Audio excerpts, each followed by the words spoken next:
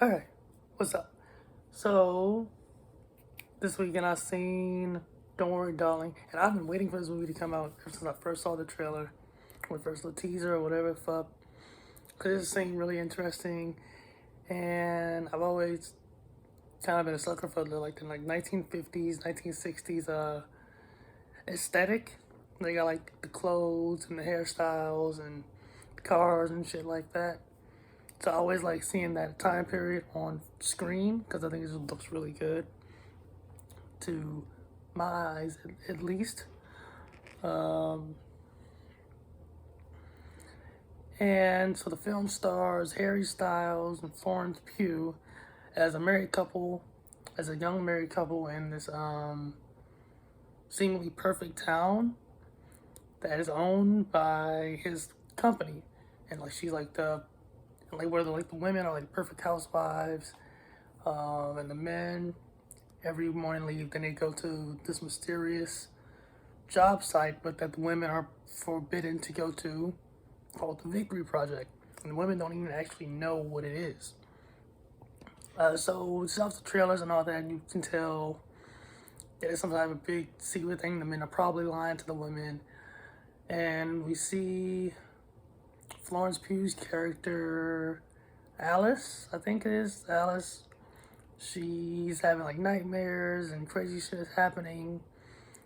And like even when she's alive, she sees, like she feels, like just, she starts feeling some weird and experiencing crazy shit. Uh,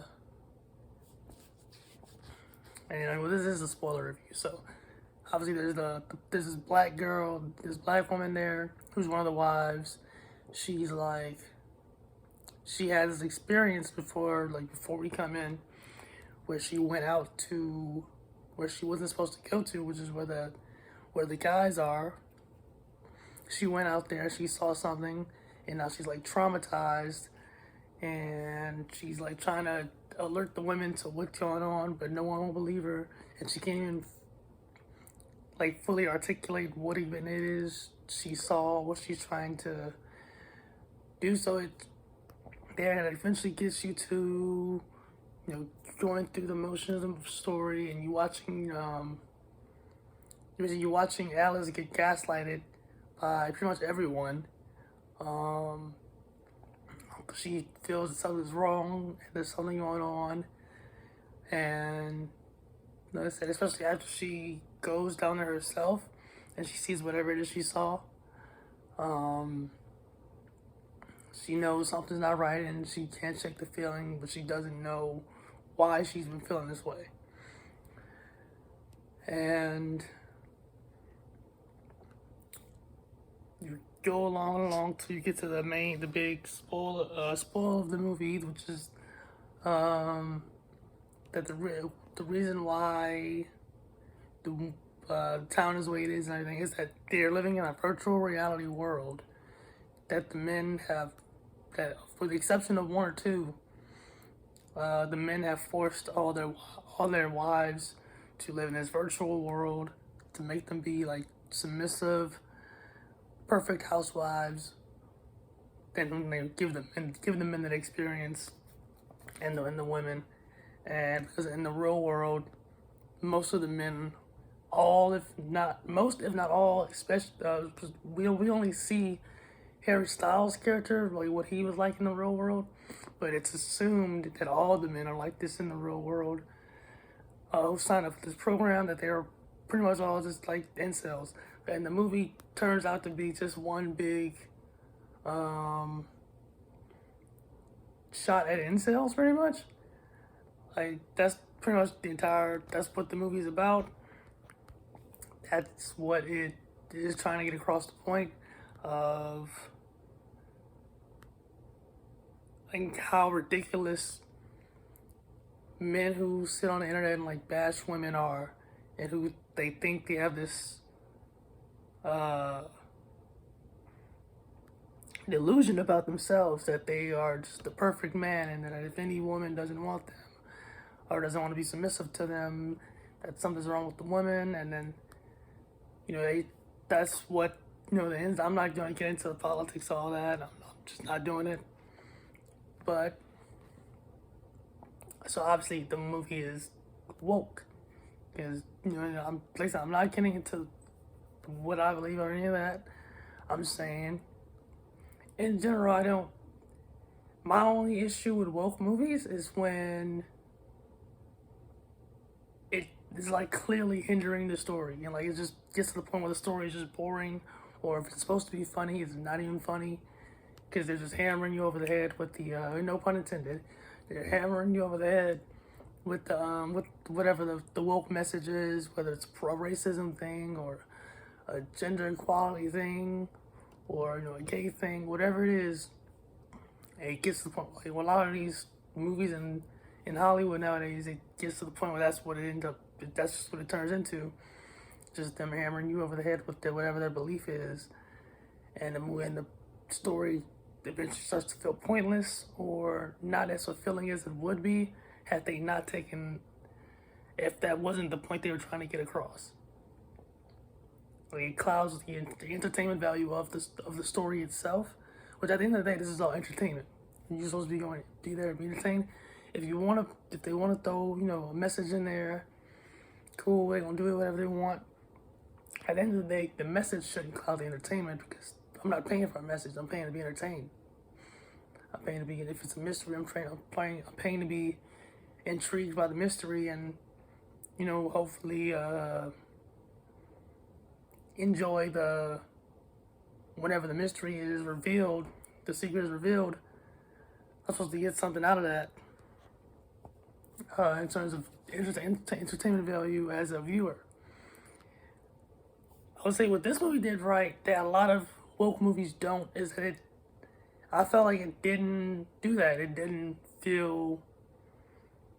First of all, I didn't realize. I knew something was up. I knew most likely they weren't actually in the 1950s. And I mean, there's no real reason for me to.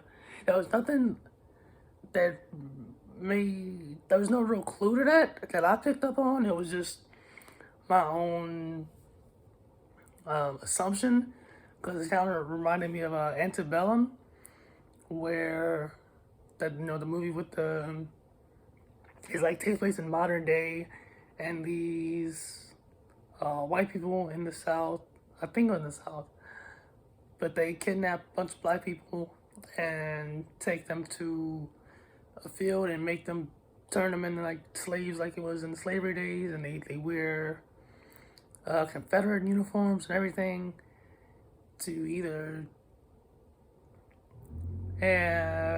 like to basically turn it back into slavery days. But turn to find the twist of the whole thing is that you find out that they're not even in slavery days, it's modern day, and they just set this and they're just kidnapping black people and putting them into this. So just into it. So when I thought of the women don't know what's going on, it feels like they're like the men have like some secret society going on, like in the scene where like they gave what's his name? They gave what's my guy's name? Oh, they gave Harry Styles' character Jack. Yeah, Jack. They gave Jack the ring. That scene. I feel like they had this secret society thing going on, and they're like, whose world is it? It's our world. Who? And they're doing that whole chant. Something about this kind of gave me this feeling that this isn't the 1950s. And I don't know. So, yeah, I just had, it was just a feeling I had that this wasn't the 1950s. So obviously you're trying to find out that it's not. It's just a virtual reality world and all that. But I said, even though it's the whole point of the movie that you twist is the incel thing. I do think they do a good job of not beating you over the head with it. Once again, pun intended, with that message and letting you just enjoy the film and enjoy the aesthetic and the character story and watching when Alice figures out the truth, you like it allows you to continue on the journey with her instead of getting stuck in that moment and getting stuck in trying to hit you over the head with the whole woke point of the movie. So I didn't mind. Um, like honestly, I didn't even really realize. Like I kind of did a little bit, but even when I did, it didn't really annoy me too much because, like I said, they don't overdo it with the whole he's an incel and he's forced this girl to force his wife or girlfriend to be his slave pretty much in this virtual world because he doesn't want to get a job and provide for himself and be better in the real world, which I'll get into the logic of that later with next coming up. But overall, I enjoyed the movie and I didn't feel like the woke thing took away too much from my, or really at all from my enjoyment of the movie. And I didn't even fully realize that that's what they were going for until um, I got on Wikipedia afterward and read about the background of the movie and like the main guy, the main head guy, he's named Frank, who set up the virtual world and all that. He's based on Jordan Peterson. Peterson was like, "What the fuck?" Like he waved it off. Pretty much was like, "Yeah, y'all just some fucking woke motherfuckers. I ain't even worried about y'all." But I'm not getting even into the logic of it. But I mean, the politics of it, the wokeness. If I ever do a video like that, it ain't this video. It's not in the middle of a review. But my main thing is it didn't take away from the movie for me. I enjoyed the movie. Would I rewatch it? Um,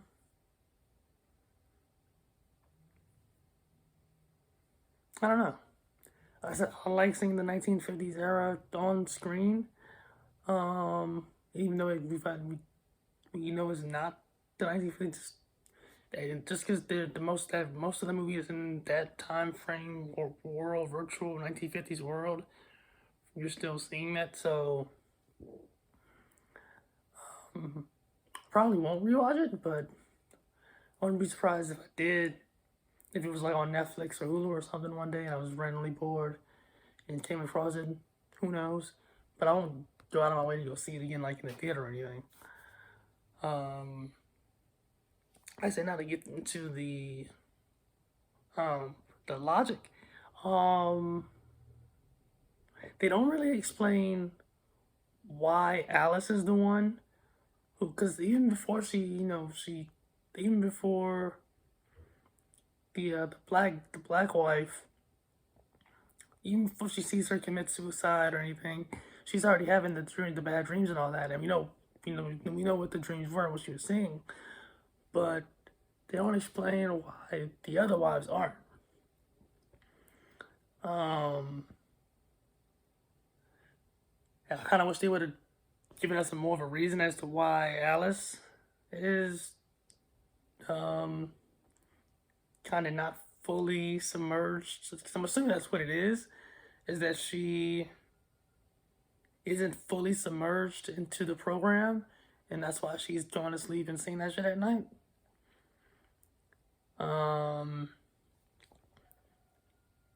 So I would have liked more of an explanation of why her and not the other wives. Why? If that is the reason, why are they fully submerged in now, but she isn't? Is it a time thing? Um, what is that reason? My second main issue with they never explained the plane. Like, why the fuck did she see that plane fall? If, because I noticed it was the same plane, toy plane, that the black woman's her son was holding, even though we know the kids aren't real, but he was holding a toy red plane, and I don't know what the symbolism of that is. I'd have to like Google that or get on somebody's YouTube video and figure that out. But I don't understand the symbolism of him holding that toy plane when he wasn't even real, and then Alice seeing a toy. I mean, Alice seeing a real version of that toy, a red plane going down and crashing, which leads her to the headquarters. Yeah, I don't understand what the significance of that was. From like, I'm assuming it was a symbol for something. I just don't know what it was, or even a logical explanation of why it happened. Because I would think that it shouldn't have happened because there shouldn't be planes flying around. I know there were planes in the 1950s, but I'm pretty sure that plane shouldn't have been there. Given that it was like that part kind of confused me, and I was just wondering what the fuck that was. And then the third thing that kind of,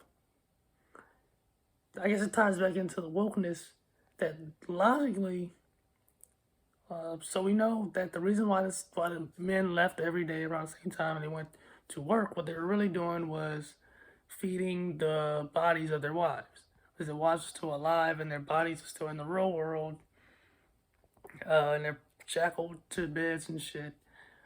And they still have to feed and give her fluid to keep her alive. Which is why they go to the thing, they exit the virtual world, feed the wife, make look after her body, make sure she's cleaned up and all that shit, and then they come back into the virtual world at the end of the day when it's when they're supposedly coming back from work. Yeah, but also they are really going to work in the real world because Jack mentions that it's expensive, that the program is that the Victory Project is expensive, and so he actually does need to go to work and get money so that they can stay in the program. That's one. So why the fuck, if he can get the money to keep them in this program, why the fuck can't he just be like this in real life? Unless, I mean, you could say, it's not about him not being able to go get a job and all that. It's about him wanting her to stay home and be a housewife so that he can feel all powerful and stuff like I said, that's the woke part of it with the incel thing.